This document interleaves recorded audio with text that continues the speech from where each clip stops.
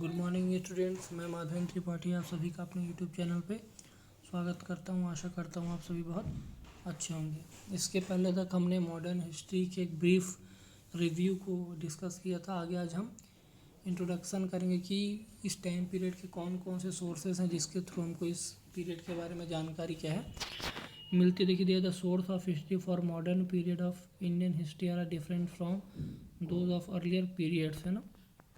तो जो अभी का मॉडर्न पीरियड का जो टाइम पीरियड था वो क्या था, पहले के जो भी हिस्ट्री के टाइम पे थे, जो एंशिएंट था या मिडाइवल पीरियड था, उसे बिल्कुल भी अलग फॉर्म में हमको देखने को मिलता है। In the scenes that apart from a free chronicles and travellers, है ना।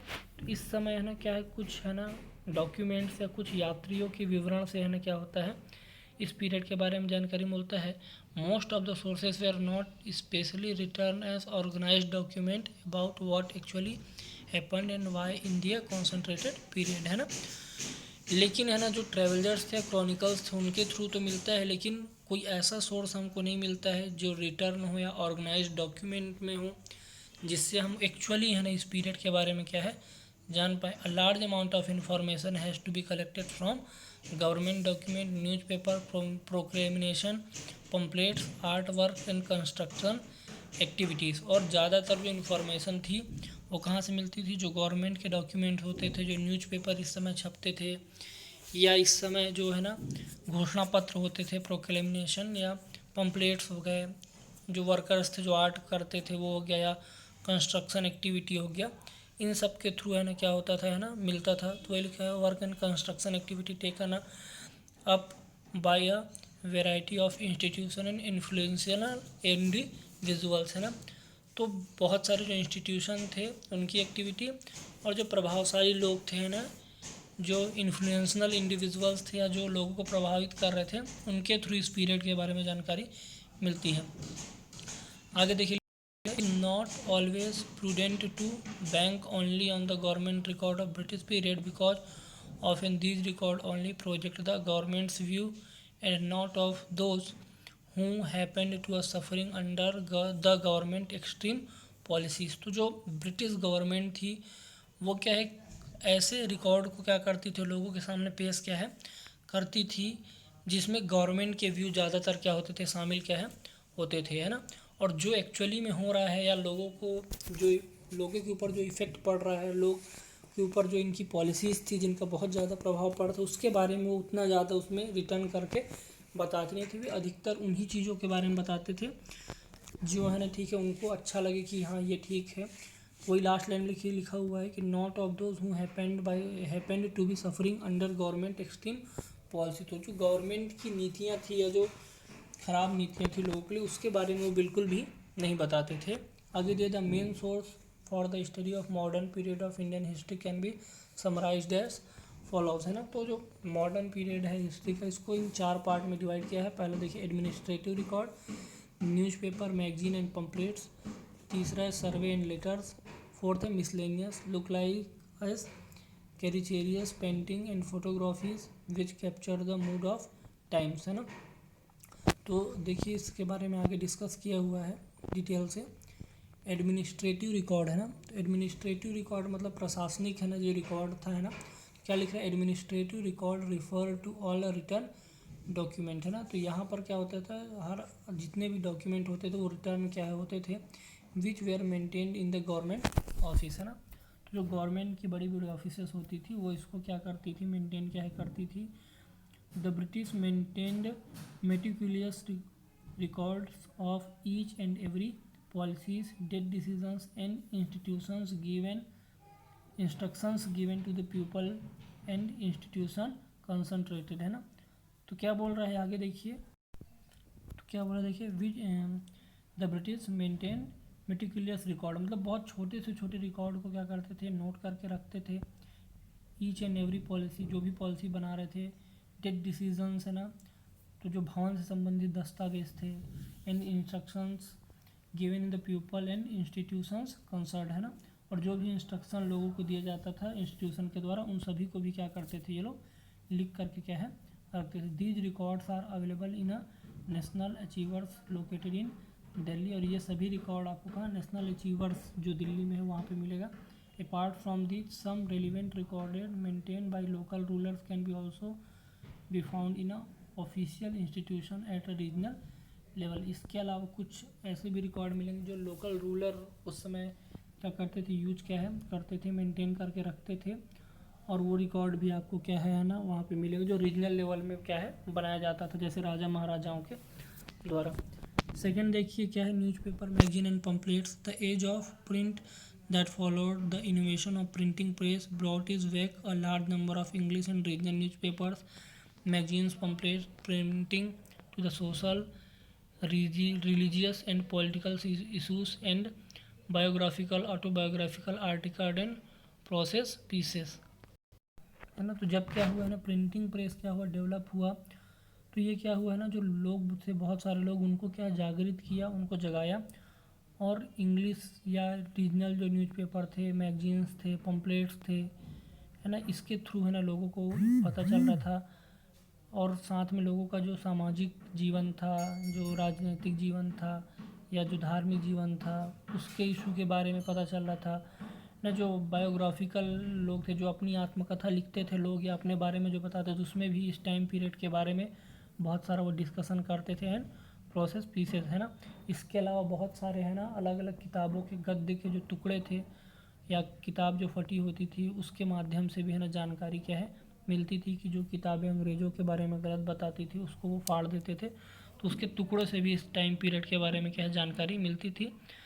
These printed sources also provided us with important information about life during the modern period of India, है ना। और ये जो प्रिंटेड रिसोर्सेज थे या सोर्स थे, इसके थ्रू हमको क्या मिलता था, है ना, कुछ और भी जानकारियाँ मिलती थी कि इस समय के जो लोग थे, मॉडर्न टाइम में इंडिया के लोग जो लोग थे वो किस तरीके से रहते थे या क्या वर्क क्या है करते थे, इन सभी के बारे में जानकारी मिलती थी। आगे दिया है सर्वेयर्स एंड लेटर्स।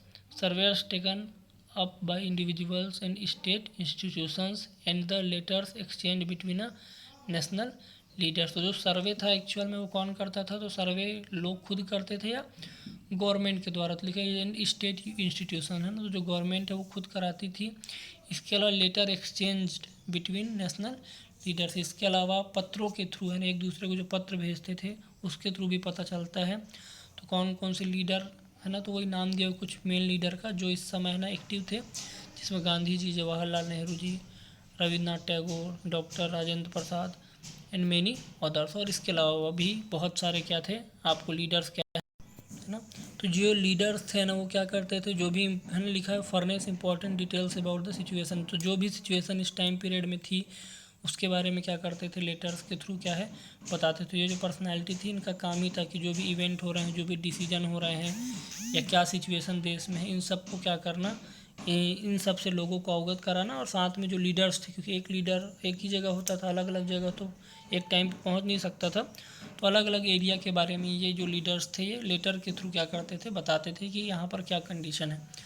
आगे मिसलेनियस सोर्सेज, है ना, तो मिसलेनियस मतलब विविध और अलग अलग तरीके के जो भी सोर्स हैं। तो लिखा they are various other sources like as caricatures, printing and photographs shoot by a contemporary personality, है ना। तो जो अलग अलग है ना क्या थे, है ना, चित्र थे या पेंटिंग्स थी, फोटोग्राफ्स थे, जिसको क्या करते थे, जो पर्सनैलिटीज़ थी या कंटेम्प्रेरी पर्सनैलिटीज़ थी, इस समय के जो लोग थे वो क्या करते थे, which capture the mood of the time, तो वो अपने कैमरा के थ्रू इस टाइम पीरियड को क्या कैप्चर करते थे और छापते थे, या अलग अलग उनके फ़ोटोग्राफ्स आपको क्या है देखने को मिलेंगे, जिससे पता चलता था कि इस टाइम पीरियड में क्या हो रहा है। जैसे भी कोरोना वायरस के चक्कर में आप देखते होंगे कि इटली से है ना ऐसा फ़ोटो आ रहा है कि वहाँ पर कब्र नहीं बची है, लोग पड़े हुए हैं, तो ऐसे ही फ़ोटोग्राफ्स थे जहाँ पर लोगों को मारा जाता था, तो वो फ़ोटो खींचते थे, कैप्चर करते थे और इस तरीके से लोगों तक पता पहुँचाते थे कि ब्रिटिशर्स किस तरीके का रूल इंडिया में कर रहे हैं। A number of impressive building constructed by the British during this period show the development of unique architectural feature. इसके अलावा जो ब्रिटिश गवर्नमेंट थी उसने इस समय जो बहुत सारे अलग अलग बिल्डिंग्स बनाई थी उसके थ्रू है ना डेवलपमेंट और आर्किटेक्चर के बारे में पता चलता है कि इस समय उन्होंने क्या वर्क क्या है किया था, है ना। तो आगे है ना ठीक है यूजफुल इन्फॉर्मेशन के बारे में है, ये ओरल हिस्ट्री, इसको आप खुद से है ना देखेंगे क्या है। पॉइंट इन ब्रीफ में भी देखिए क्या लिखा, modern Indian history give us history of India 18th century to the middle of the 20th century till India attended independence 1947। तो इसको तो देख ही चुके हैं है ना कि क्या था, है ना। ओरल हिस्ट्री को आप थोड़ा सा पढ़ेंगे है ना कि क्या है वो, और इसको बताएंगे है ना, ठीक है। आगे देखिए दिया है the English east India company establish it self and कॉलोनिकल rule in 1765। तो ये सबको भी आप पढ़ चुके हो, इसको भी आप इसमें से देख लेना। नहीं समझ में आएगा तो फिर आगे है ना डिस्कशन करेंगे, है ना। नहीं समझ में आएगा तो आप लोग बताएंगे, तो आगे फिर जब नया क्लास होगा तो मैं इसमें बता दूंगा आपको, है ना। तो इन चारों को आप पढ़ेंगे पॉइंट को, नहीं समझ में, क्योंकि ये सबको हम पढ़ चुके हैं ऊपर वाले, है ना, यूनिट्स में। आगे दिया टर्म टू लर्न में एक मैकेटलिज्म और कैपिटलिज्म के बारे में दिया है, तो इसको भी पढ़ चुके हैं। लेकिन देख लीजिए मैर्केटिलिज्म क्या होता है, a trade policy in which the goods are bought at a very cheap rate and sold at much higher price in a big profit, है ना। तो एक ट्रेड पॉलिसी का एक तरीका था, है ना, जिसको हम लोग पहले शुरू में ही पढ़ चुके थे, जिसमें क्या होता था, बहुत सस्ते दामों में किसी सामान को ख़रीदते थे और उसको क्या किया जाता था, ज़्यादा दाम में बहुत प्रॉफिट के साथ क्या है बेच दिया जाता था। तो इंडिया में ऐसे ही हो रहा था कि यहाँ से जो रॉ मटेरियल था उसको सस्ते दाम में ब्रिटिशर्स इंग्लैंड ले जाते थे, वही सामान को फिर क्या करते थे, है ना, उससे नया, है ना, प्रोडक्ट बना करके महंगे दाम में इंडिया में ही बेच देते थे। दूसरा कैपिटलिज्म मतलब पूंजीवाद है कि a system of economy in which means of production and distribution, है ना। तो जिसमें प्रोडक्शन और डिस्ट्रीब्यूशन क्या है, प्राइवेट कंपनीज के द्वारा क्या है किया जाता है, उसको क्या है बोला जाता है ना, ठीक है, कैपिटलिज्म, है ना, या पूंजीवाद, है ना। जैसे इंडिया में क्या है, अभी क्या है मिक्स्ड इकोनॉमी है इंडिया में, जहाँ पर प्राइवेट और गवर्नमेंट दोनों मिल करके क्या करती हैं, वर्क क्या है करती हैं, है ना।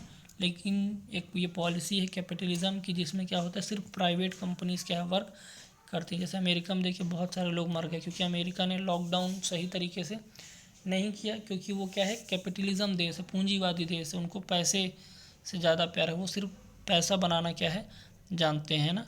लेकिन इंडिया क्या है मिक्स्ड है, जहाँ पर सोशलिस्ट और कैपिटलिस्ट दोनों तरीके की इकॉनमी देखने को आपको मिलेगा, है ना। तो ये कैपिटलिज्म एक क्या है तरीका है। आगे देखिए एक्सरसाइज में टिक द करेक्ट आंसर, इसको आप लोग खुद ही बनाएंगे टिक द करेक्ट आंसर को, ये आपसे बन जाएगा। आप लोग यदि अच्छे से इसको देख करके पढ़े होंगे, ट्रू फॉल्स को भी आप लोग अच्छे से करेंगे, ठीक है। इसके नीचे में क्वेश्चन आंसर दिया हुआ है। अभी तो क्वेश्चन आंसर नहीं करवा सकते क्योंकि बहुत सारे लोग वीडियोस देख भी नहीं रहे हैं, तो इसलिए ये आपका होमवर्क है कि टिक द करेक्ट आंसर और ट्रू फॉल्स आप लोग खुद से ढूंढेंगे और इसको सॉल्व करके राइट कर इसको सही भेजेंगे कि ये सही कौन सा है, तो इसको सॉल्व करके, तो ये आपका होमवर्क है, इसको आप लोग करके क्या है अपना कॉपी में भेजेंगे। Thank you.